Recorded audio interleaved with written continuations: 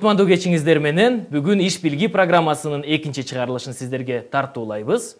Ошол эле айылда жашап, айылдан аркыл жер жемиштерди, жашылчаларды өндүрүп, аларды дүйнөлүк базарларга чыгаруу үчүн же болбосо кымбатыраак баада кантип сатуу керек? Же болбосо аркыл чет тилдерди үйрөнүүнү кантип бизнеске айландыруу керек? Жана ошондой эле кийим тигүүнү, өзүңүздөр тигип чыккан кийимдерди кантип Тажикистан, Казакстан, Орусия жана башка өлкөлөрдүн базарларына алып чыгуу керек. Ушул темаларды биз бүгүн козгойбуз жана биздин коноктор ушул тармактарда өздөрүнүн иштерин баштап, аларды ийгиликтүү алга сүрөп жаткан адамдар. Бүгүн бизде конокто Эрнис Адылбеков. Эрнис жакын арада эле English Zone деген өзүнүн компаниясын ачып, ал жакта абдан кызыктуу түрдө англис тилин үйрөтүп баштады. Кече күнкү эле студент окуусун жаңыдан бүтүрүп, ошол бүтүрүп жаткан учурда бул ишин баштаган. Анда Эрнис менен биз бүгүн сүйлөшөбүз. Эрнис, эмне үчүн ушундай бир бизнес катары, иш катары бул ишиңизди баштадыңыз? Мен эң негизгиси English Zone'ду баштайдын алдырында башка проекттерге катышып жүргөм да. Ар кандай окуу жайлар проекттерине, клубтарды ачуу, өзүм университетте окуучулар менен жолугуп, философский темаларга ошо талкуулачубуз да. Кийин мен ошо окуу жайын бүтүп, ойлондум да өзүмчө, мага жагат ушу. Менин оюмча окуугана аркылуу бир нерсени Кыргызстанда жана вообще дүйнө жүзүндө өзгөртө алабыз депчи. Ошондо ойлодум да, эгерде биз бул образованияны бизнес катарында жүргүзсөк, анда менин оюмча биз чоң салымдарын кошобуз да Кыргызстандын өнүгүүсүнө жана дүйнөнүн өнүгүүсүнө. Билим берүүнү бизнес тармагына эгерде которуп, бизнестик кандайдыр бир стандарттар менен билим берип баштасак, анда сапаты дагы өнүгөт деп ойлойсуз? Ооба, мен андан мурун ар кандай проекттерде айтып кеткендей эле катышкам. Ал эми ал проекттерде биринчиден эч кандай мотивация жок. Экинчиден аларды аябай оор. Көрүшчү, жакшы болуп атабы же жаман болуп атабы? Бизнесте аябай оңой да, бир нерсе болбойбу, акча келбейт. Бир нерсе болобу, акча келет. Кардарлар жок, эгерде жаман иштеп баштасаңар, кардарларыңар жок, эч ким силер жөнүндө ойлонбой калат да, башка силердин атаандаштарыңарга кетип калат. Бул мисалы силер англис тилине сабак берет экенсиңер. Анан менин билишиме караганда, ар бир күн өзүнчө бөлүнүп, кандайдыр бир бул жана англисче edutainment деп коет да. Билим берүү менен кандайдыр бир эс алууну бириктиргендей. Өзүңөрдүн ошол концепцияңарды, эмне үчүн силердин ачкан курсуңар абдан кызыктуу экендигин айтып берсең. Эң биринчиден бул English Zone жөн эле англис тил курстары эмес да. Бул жаңы башкача ойлоно турган, башкача ойлонуу жүгүртүүсүн үйрөтө турган мектеп деп ойлойм да. Себеби биздин English Zone'да биз англис тилине окубайбыз. Биз аяктан презентация жасаганды үйрөнөбүз, дебатировать эткенди үйрөнөбүз, аяктан ар кандай историяны үйрөнөбүз, ар кандай нерселерди окуйбуз, оюндарды ойнойбуз, бири-бирибиз менен атаандашып ошо ар кандай конкурстарга катышабыз. Ошон үчүн бирок анын баарын биз англис тилинде кылабыз да. Ошон үчүн биздин мектеп аябай кызыктуу деп ойлойм да. Себеби тилди эле окуй берген, бул менин оюмча туура эмес да. Себеби тил бул история эмес, бул география эмес окуш үчүнчү, бул тил деген сапат эмес. Тил деген инструмент жана скилл, эме жөндөм болуп эсептелет да. Ошон үчүн муну окубайсың, муну деген сүйлөш керек. Жана ошон үчүн сүйлөш үчүн биз жалаң башка нерселерди окуйбуз да. Мен ушул тармакта дагы кандай сөзүңүзгө аралжый кылгым келип жатат. Көптөгөн адамдар лингвистика тарамагына тапшырышат да, университетке, мисалы англис тилин же немис тилин окуш үчүн. Окуусун бүткөндөн кийин алар англис тилин же немис тилин эле билет, бирок иш башкарганды билбейт, башка кандайдыр бир кызыктуу иштер жасаганды билбейт. Максимум алар котормочу болуп калышат да. Демек, бир кандайдыр бир башка тилди үйрөнүш үчүн сөзсүз түрдө эле ал тилге көңүл бурбастан, кызыктуу темаларды, кызыктуу кандайдыр бир иш аракеттер жасаса, ошол аркылуу тилди үйрөнсө болот экен да. Менин оюмча, ооба, бул тилди сүйлөш үчүн ал тилде эң жакшы өзүң жакшы көргөн нерселерди кылыш керек да. Мен кичинекей кезимден өзүм англис тилин ырдап, оюндарды ойноп, кинолорду, мультфильмдерди көрүп үйрөнгөм да. Азыр эгерде салыштырсам, кээ бир ошо лингвисттер бүтүп жаткан. Алар мендей сүйлөй албайт да. Себеби аларда практика жок. Бирок алар тилдин түзүлүшүн билет да. Эми азыр ишкерлик боюнча суроо. Бул силердин жасап жаткан ишиңер, бул бизнес, бул ишкерлик. Анан мурда канча саат уктачың, азыр канча сааттан уктап калдың? Мурун мен университетте окуп жүргөндө азыркыга караганда андан көбүрөөк уктачумун да. Бирок өзүм чарчап, эртең менен сабактарга кечигип барчумун. Саат 8де башталган сабактаргачы. Азыр мен андан 2 эсе азыраак уктайм го. Себеби азыр сабактарым бар, мен 6да саат турам, саат 6да турам, кээде саат андан эртерээкте турам. Бирок өзүмдү жандуу сезем да. Себеби мага жагат. Анан бул көпчүлүк адамдар ишке киришүүдө, бизнеске киришүүдө көп нерселерден коркушат. Сенде кандай коркуу сезимдер болду алгач? Менде аябай эле көп коркуулар болгон, бирок мен эч качан ойлогон эмесмин да алар жөнүндөчү. Себеби деген мен бир нерсени түшүндүм да, бир нерсени баштаган алдында кишилер дайыма даярданышат да агачы. Менин оюмча даяр боло элек деп башташ керек. Мындай күйүп турганда, аябай кылгың келип турганда, мотивация көп болуп турганда ошондо башташ керек деп ойлойм да. Андан кийин калган нерселерден өйрөнүп кетесиң кийинчерээк. Көп эле ойлоно берсек, көп эле бардыгын эсептей берсек, иш сөзсүз түрдө эле жүрүп кетпейт. Өзүнүн убагында баштап салыш керек деген. Менин оюмча келиш керекпи ошондо? Көп ойлонгон, ошо наоборот көп ойлонгондо киши эч качан ишин баштай албайт да. Себеби ойлоно берсең, мисалы үчүн көп проблемалар чыгат. Мисалы үчүн биз англис тилин ачып атканда там регистрация кылыш керек, муну кылыш керек, тигини кылыш керек, өзүнчө программа түзүш керек, преподавательдерди түзүш керек. Аябай көп проблемалар болот да. Аны эгерде башында ойлой берсең, анда кылгың келбей калат. Эч кандай мотивация жок. Жеке суроо, канчадасың? Мен 23-кө чыктым. 25-ке чыктың. 23-кө чыктың. Менин билишимче, өзүңөрдүн ишиңерге дагы инвестор катары адамдарды тарткансыңар. Ооба. Кантип алар 23 жаштагы балага ишенип, өздөрүнүн акчасын бөлүп берди? Менин оюмча, ар бир адамдын өзүнүн мечтасы бар деп ойлойм да. Тилеги бар деп ойлойм. План эмес, тилеги да, ошочу. Мен ошо инвесторларыма барып, ошо өзүмдүн тилегимди көрсөткөм да. Мен ушундай ачкым келет, мен ушундай күйүп турам. Менин оюмча, биз дүйнө жүзү менен жарышсак болот. Бул идея аябай кызыктуу деп өзүмдүн мындай мотивацияларымды айтып берген да, өзүмдүн тилегимди айтып берген да, ошондо мага ишеничти да. Мен барып айткан эмесмин, азыр эртең биз миллиард доллар табабыз силер менен депчи. Себеби ишенбеген эмес да магачы. Менин оюмча, алар мага ишенгендиги ошо менен көрүштү да. Мен ушунчалык күйүп турганымдачы. Ошон үчүн менин оюмча акчасын бөлүп беришти деп ойлойм. Азыр канча окуучулар бар? Азыр English Zone'да 60 окуучу бар. 60. Канчадан баштадыңар эң алгач? Канча окуучудан? Канча окуучудан? Мен негизи өзүм English Zone'ду 2 жыл мурун баштагам да, окуп жаткандачы.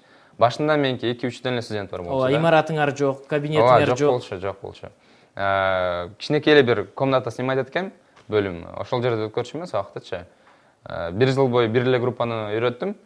1 жылдан кийин ошо өзүм көрдүм да, алар үйрөнүп кеткенчи. Анан ошондо инвесторлорду издеп баштадым. Себеби мен ойлодум, буну чоң бизнеске айланса болот деп. Анан азыркы учурда инвесторлор өздөрүнүн кошкон берген акчасын актап калыштыбы? Ооба, акташты. Канча убакыттын ичинде акталды? 2 айдын ичинде. 2 айдын ичинде алар өздөрүнүн акчасын актап койду, эми аларга кандайдыр бир киреше түшүп баштаган экен да демек. Ооба, бирок биз бул English Zone'ду куруп атканда биз ал жөнүндө көп ойлонбойбуз да. Мен өзүм деле баштап атканда түшкөн акчаны өнүктүрүүгө жумшаш керек деп ойлойсуңарбы ошондо? Ооба, биз болгон акчанын баарын өнүктүрүүгө кайра салып атабыз. Жана андан да тышкары, андан да көп акча кошуп, муну батыраак өскөнгө, себеби биз деген Бишкекте эле калган тилегибиз жок да. Кай жакка барасыңар? Биз буюрса Казакстанга, анан Орусияга чыкканга, буюрса андан ары Европага кеткенге ошо умтулуп жатабыз ошого. Анан акыркы суроолордун бири, бул бизде айыл жергесинде, жерлерде, кичинекей шаарларыбызда абдан көп адамдар ошол эле орус тилин, англис тилин, кытай тилин же болбосо немис тилин үйрөнгөнгө аракет кылышат, бирок жыйынтыктар жок да. Көпчүлүк учурда. Анан Бишкекке келип, бул жака көчүп келгенде, бул жактан абдан кыйналышат, ошол эле орус тилине өтүш үчүн, же болбосо англис тилин үйрөнүү үчүн алар үчүн дагы мындан дагы оор түшүк болуп калат да. Ушул боюнча сөзсүз түрдө эле өзүңөрдүн ишиңерге эмес, кандайдыр бир адамдарды ошол эле жерлерде аларга стимул берүү үчүн кандай өзүңдүн кеңештериңди бере аласың? Кеңештерим, менин оюмча, мен өзүм англис тилин 5 эле жашымда окуп баштагам да. Негизи англис тилин окуган эмесмин, бирок ошо 90-95-жылдары менин оюмча Backstreet Boys деген американецтердің группасы шыққанда, Ырчылардың жаңадан ырчылар тобы шығып, жаңадан келишкен болчу да. Ошондо мен андан мурун Бекборбиев, Сыймык Бейшекеевдин ырларын ырдачумун. Ошондо баягы башкача тилди угуп, башкача үндөр мага жакканда, анан ошолорду жөн эле кайталап баштап, тилди да билчү эмесмин. Жөн эле кайталап ырдап жүрө берчүмүн да. Анан мен биздин кошуналар айтышкан, мен ата энемечи, силердин балаңар кантип англисче ырдап жүрөт депчи. Ошо менин оюмча эң негизгиси бул башташ керек. Англис тилин дагы эгерде англис азыр көп, мисалы үчүн информациячы, англис тили ырларын ырдаш керек, кинолорун көрүш керек. Дистер 40-50 эле сом турат, сатып алса болот. Эгерде азыр мисалы үчүн Инглизондой болгон мектептерге алардын мүмкүнчүлүгү жок болсо, бияка келгенгечи, менин оюмча айылдан деле ошентип баштаса болот. Себеби мен ошентип баштагам.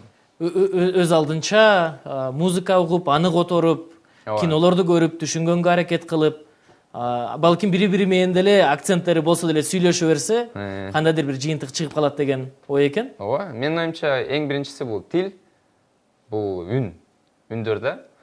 Мисалы үчүн француздар, американецтер үй, деп айта албайт. Эмне үчүн? Себеби эч качан уккан эмес. Ошон үчүн эң биринчиден бул кулакты көндүрүп башташ керек. Ырларды угуш керек, кинолорду көрүш керек. Менин оюмча ошондон баштаса эң жакшы болот. Чоң рахмат сага. Ийгилик.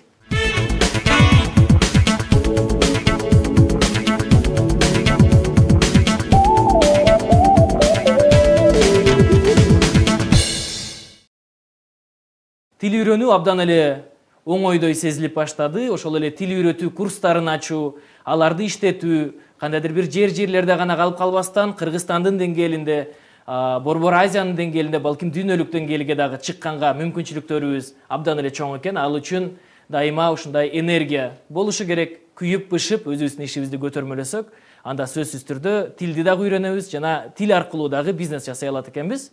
Биздин бүгүн конокто ошол эле айыл чарбасына тиешелүү жерлерде өндүрүлгөн жер жемиш, жашылча жана башка аркыл продукциялар, биопродукция деп коет, органикалык продукция деп коет. Бул таза, эч кандай химикаттар кошулбаган продукцияларды иштетип, аларды интернет-магазин аркылуу сатыкка койгон Айдайкан Касмакунова эжебиз бул жерде олтурат.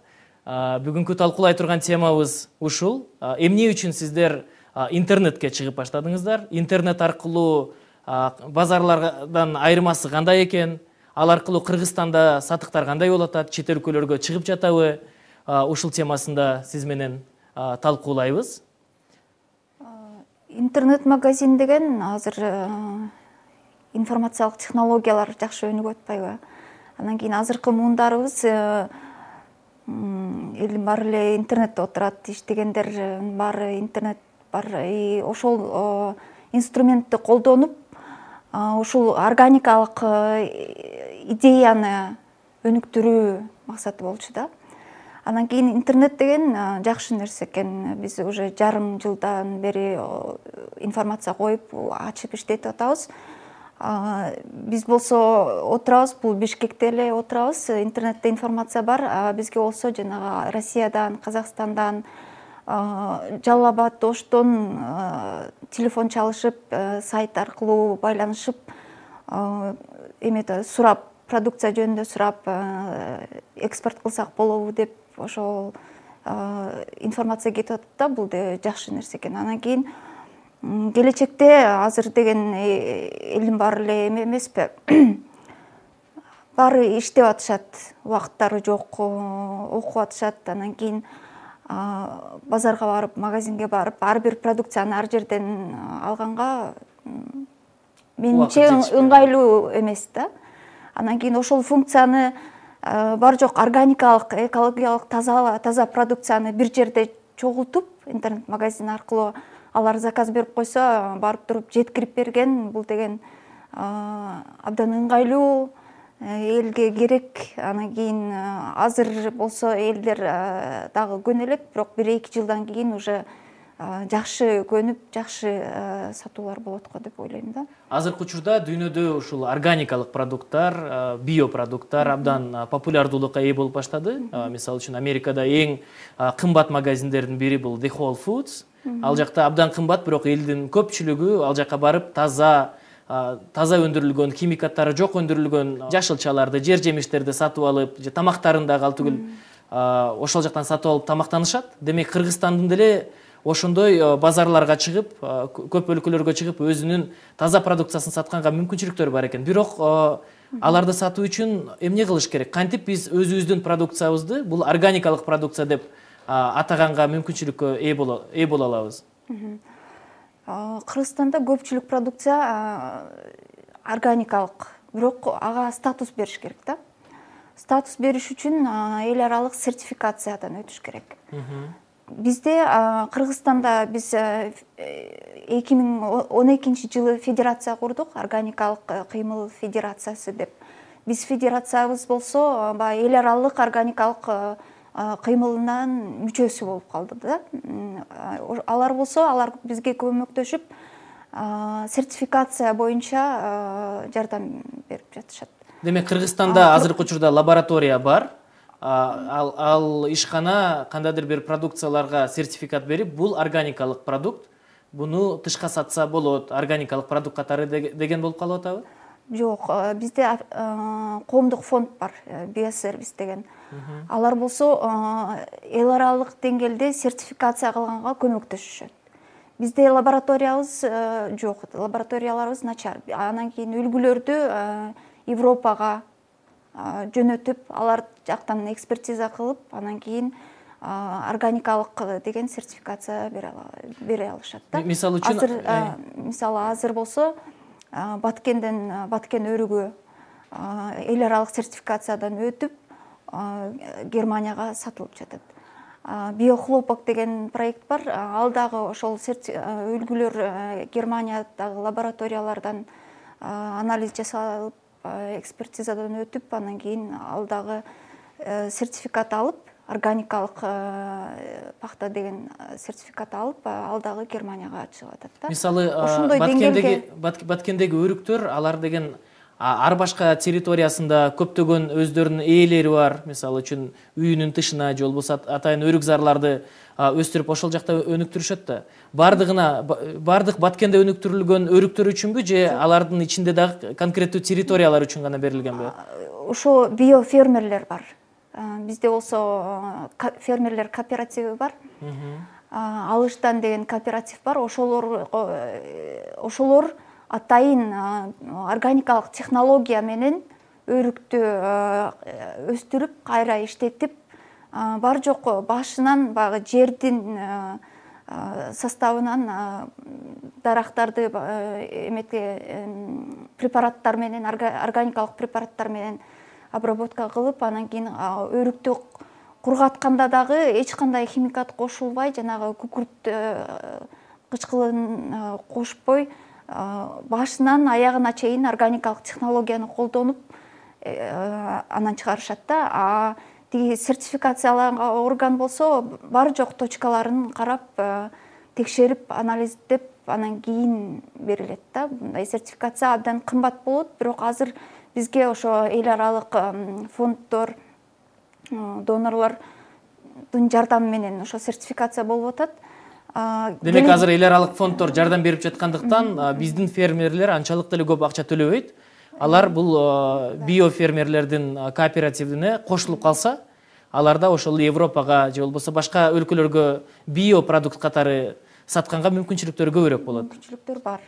Ошон үчүн биз болсо Кыргызстандын күчтүү жерлери ошол экологиясы таза. Биз болсо биопродукту жакшылап өнүктүрө алабыз и эл аралык рынокко ошо биопродукт менен чыга алабыз да. Анан менин билишимче бул биздин көрөрмандар үчүн түшүнүксүз болуп калышы мүмкүн. Эмне үчүн мен биопродукт өндүрүшүм керек, эмне үчүн мен сертификат алышым керек деп. Менин түшүнүгүм боюнча бул премиум. Кандайдыр бир башка товарларга караганда жок дегенде бир 10%, 20% кымбатыраак сатылат био деген, эгерде статус кошулса, туурабы? Себеби дегенде органикалык технология, биотехнологиялар эме да кыйын болот. Традиционный технологиялар боюнча көп түшүм алышат, чоң түшүм алышат.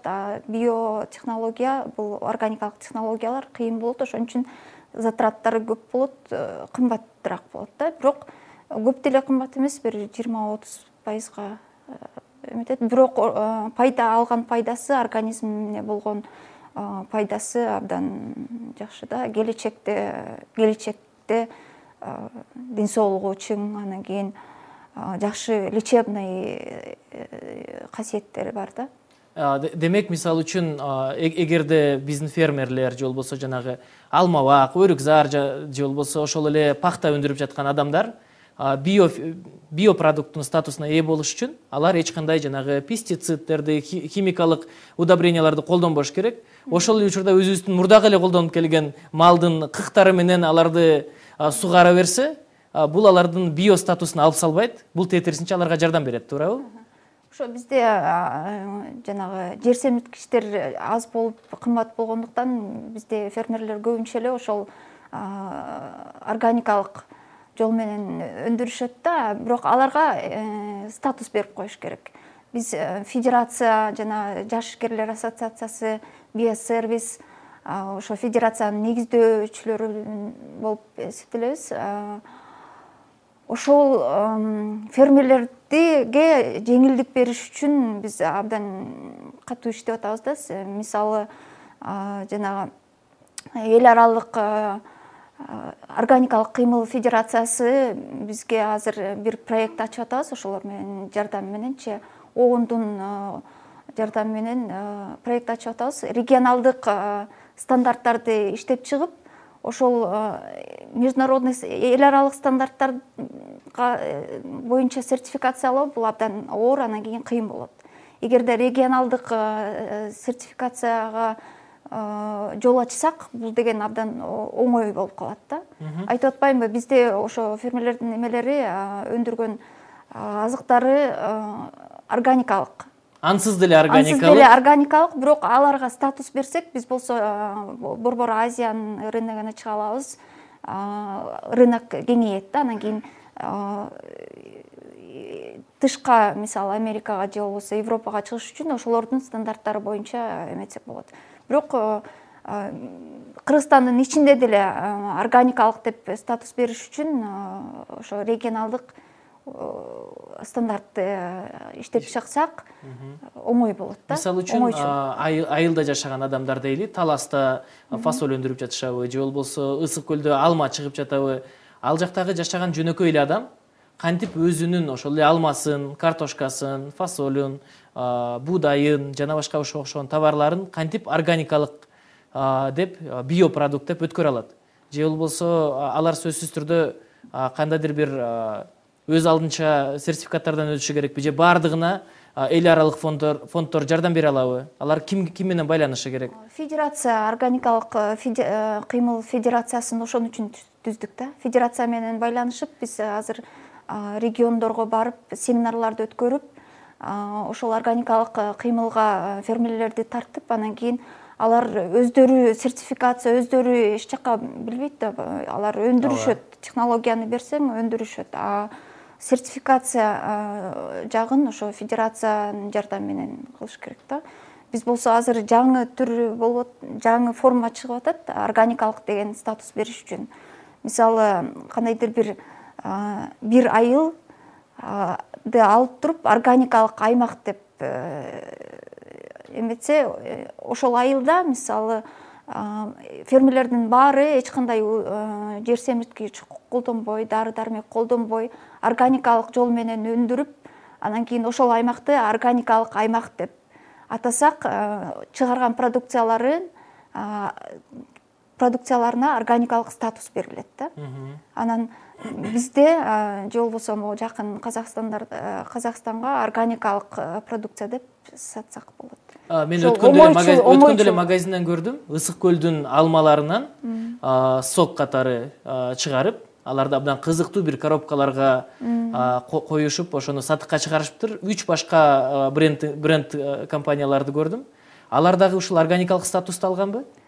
Органикалык статусту, айтып атпаймынбы, сертификациядан кийин гана алышат да.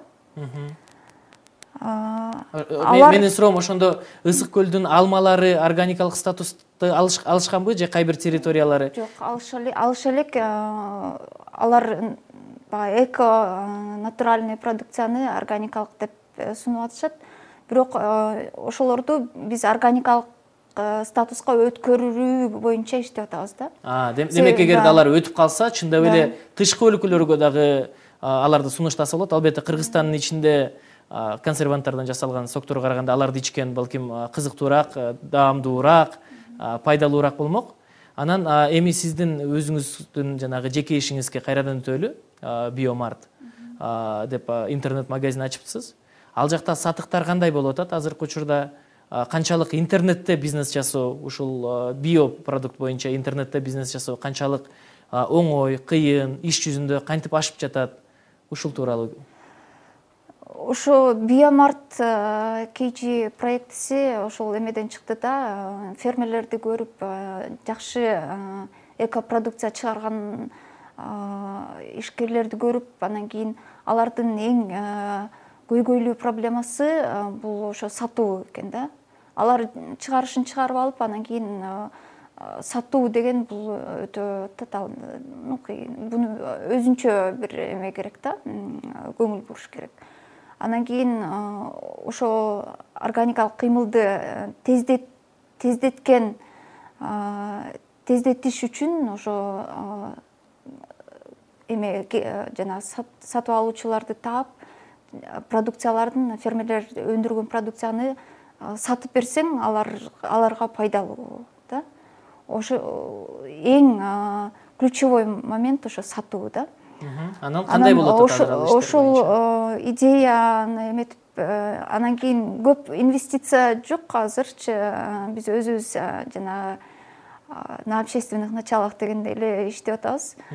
Азыр жаңыдан баштап жаткан экенсиздер, келечеги албетте бар. Бирок ал түгүл Кыргызстанда аз да болсо азыркы учурда иш жүрүп жатат, туурабы? Иш жүрүп жатат. Интернет проект ачканыбыз себеби дегенде мондай магазин же болбосо кандайдыр бир көп расходтордун кереги жок. Информацияны коесуң, анан кийин склад керек да. Бар жок региондордон ошо складка жанагы органикалык экопродукцияны топтоп алып келип туруп, анан кийин биздин калк Бишкектеги элдер ошондой продукцияны издеп жүрүшөт экен да. Ар жерден алгандан көрө бир жерге топтоп туруп, анан кийин ошол жөнүндө информация берсең, абдан эле жакшы көрүшөт да. Азыр болсо ошо выставкаларга чыгып таанытып атабыз. В общем, мондай элге абдан жагат да.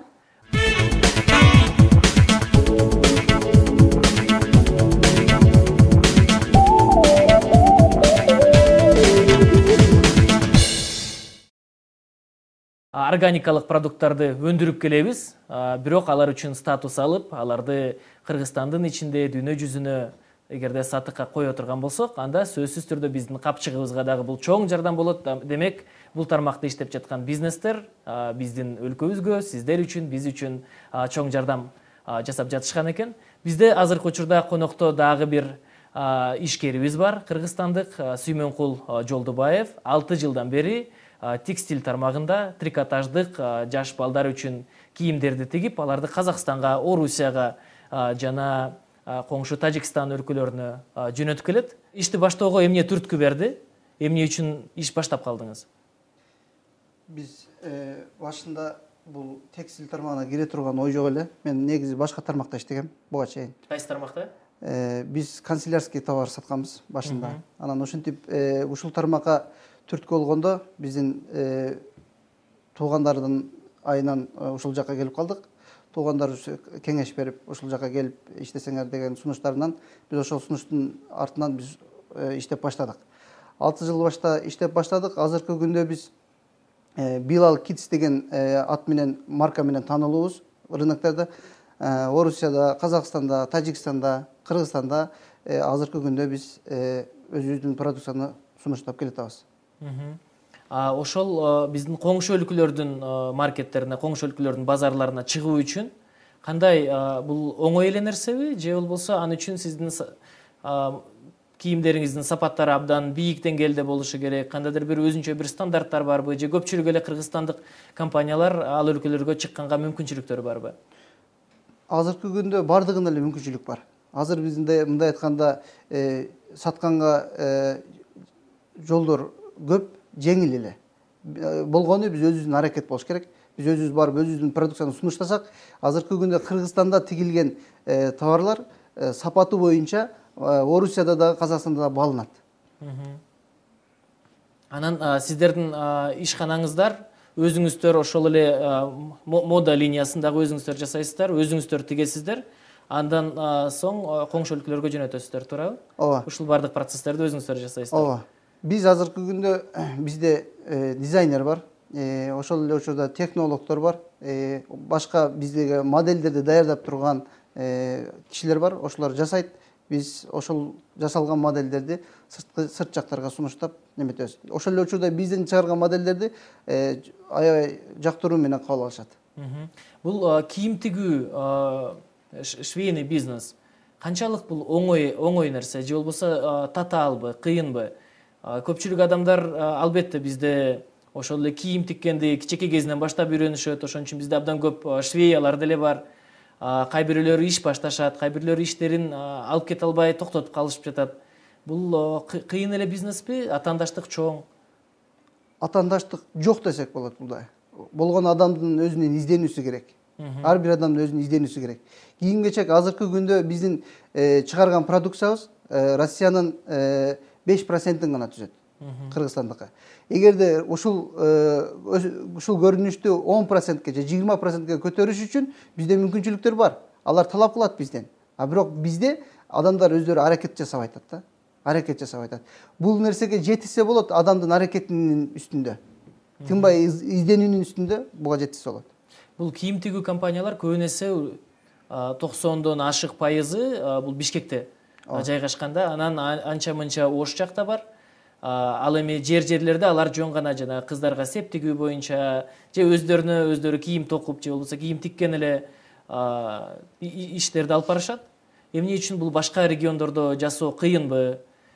Же бардыгы эле Бишкекке келиш керекпи? Бул транспорттук логистика маселесиби? Эмне үчүн көбүнесе Бишкекте жасалат? Балким айылда отуруп алып деле бир толук айыл швея болуп кетсе эмне болот? Туура суроо. Бүгүнкү күндө мен ушул 5 жыл шаарда иштедим. Азыр шаарда иштеп, анан акыркы күндөрдө бизде акыркы жылы бир жыл биз азыр айыл жериндебиз. Биз азыр аэропорт шаардан 45 километр алыс жакта, аэропорт жактабыз. Ошол жерде айылда жумуш берип атабыз. Ошол бир айыл мындай айтканда бардыгы бизде иштейт. Бизде иштейт. Ал жерде бизде 70 киши жумуш менен камсыз болот. Кийим тигүү бизнесиндеги адамдар менен сүйлөшкөндө эң негизги проблема катары алар айтышат да, бизде швеялар келип кете беришет. Ал түгүл ал адамдар чоңураак компанияларга барып кийим тиккенди үйрөнгөндөн кийин Орусияга кетип калышат экен. Демек эгерде айыл жергесинде жайгаштырып, айыл жергесине тигип баштаса, ал жактагы адамдар эч жакка кетпейтпи? Ооба. Азыр ушул бизде аябай бизге жумушубузга жакшы пайда болуп атат. Чүнкү биздин жумушчулар эч жакка кетейин деген ою жок, башка жакка барайын деген ою жок. Көздөгөн максаты ушул жерден жумуштан кетип калбасам. Бизде Бишкекте абдан көп эле профессионалдык швеялар бар. Ар кандай компанияларда иштеп, үйрөнүп калган. Аларды башка жаңы, мисалы, швеялык компаниялар ишке алса, аларга оңоюраак болот да, себеби алар кийим тиккенди билишет. Айыл жергесине барыш үчүн аларды кайрадан үйрөтүш керекпи? Машиналар менен кантип иштеш керек, кантип тигиш керек, кантип оверлок жасаш керек жана башка. Же болбосо алар бат эле үйрөнүп кетеби? Алардын өзүнүн кандайдыр бир жөндөмдөрү мурдатан эле бар болгонбу? Негизи эле кыргыз элинин бул бардык жумушка жөндөмү бар. Маймыл мотоцикл айдап аткандай, биздин кыздарды 3 күндө бир кыла турган жумушун үйрөтсөк болот. Биз акырындан бир 3 айдын ичинде жакшы тиккен кыздарга кошуп коебуз. Анан дагы бир ушул сиздин бизнесиңизге тиешелүү акыркы суроо. Технолог деген адамдарыңыздар бар, дизайнерлер бар. Алар сөзсүз түрдө эле айылда болушунун кереги жок да, туурабы? Алар Бишкекте болуп алып, же болбосо Ошто болуп алыппы, же башка шаарларда олтуруп алып эле алар өздөрүнүн дизайндарын берип койсо, алар боюнча тигип кетише береби, же алар сөзсүз ишкана менен чогуу айылда иштеши керекпи? Ишкана менен чогуу болуш керек. Ишкана менен чогуу болуш керек. Себеби дегенде бизден азыр ушул тажрыйбалуу 20 жылдык тажрыйбалуу Турциядан келген технологубуз бар. Дизайнер ошол учурда өзү чийип, өзү жасап, бизге ушул жерде сунуштап, чыгарылган продукцияны өз колу менен кармап билип турат. Бардыгын билип турат. Абдан жакшы экен, бирок баардыгы бир мисалы үчүн менин билишимче кийим тигүү дагы жок дегенде бир эки башка категорияга бөлүнөт да. Биринчилери өздөрүнүн дизайнын, өздөрүнүн модасын чыгарып, аларды тигип, анан сатыкка койгон өздөрүнүн бренди менен. Ал эми экинчиси болсо, булар кандай кызмат көрсөтүп эле аларга заказдарды берет. Жок дегенде айылдагылар демек ушундай заказдарды алып турса, кийинчерээк акчасы пайда болгондо дизайндарды алып, өздөрүнүн дизайндарын дагы жасап кетсе болот десе болобу ошондо? Ооба. Бул адамдардын өзүнүн изденүүсүнөн изденүү тынбай болсо, бул баардык ийгиликке жетсе болот. Сиздердин келип ушундай абдан баалуу кеңештериңиздерди айтып, пикирлериңиздерди айтканыңыздарга абдан ыраазыбыз. Менин оюмча, бул айыл жергесинде жашаган, кичи шаарларда жашаган адамдар үчүн бул абдан пайдалуу кеңештер болду. Деги эле сөзсүз түрдө эле Бишкекте жашап, Бишкекте бизнес жасаганга болот деген кептен биз алыс болушубуз керек деп ойлойм. Себеби дегенде азыркы учурда айыл жергесинде дагы абдан көп иш жасоо үчүн мүмкүнчүлүктөр бар. Ошол эле өндүргөн жер жемиштерибизби, жашылчаларыбызбы, же өнөрлүү уз биздин айымдарыбыз, эжелерибиз, энелерибизби, баардыгы иштерди баштап, иштерге киришип, айылдарынан ал түгүл алыстабай эле ал жактан дагы ишти баштаса болот. Демек, Кыргызстандагы мүмкүнчүлүктөр бизде бүткүл аймагыбызда бар. Ал эми жаштарыбыз үчүн тил үйрөнгөнгө дагы мүмкүнчүлүктөрүбүз абдан чоң экен. Бүгүнкү программа ар бириңиздерге пайдалуу болду деп мен ойлойм. Эртең Кыргызстан дүркүрөп өнүгүп, ишкерлердин саны көбөйүп кетет деп ишенем. Кийинки жолу жолугушканча сак саламатта болуңуздар.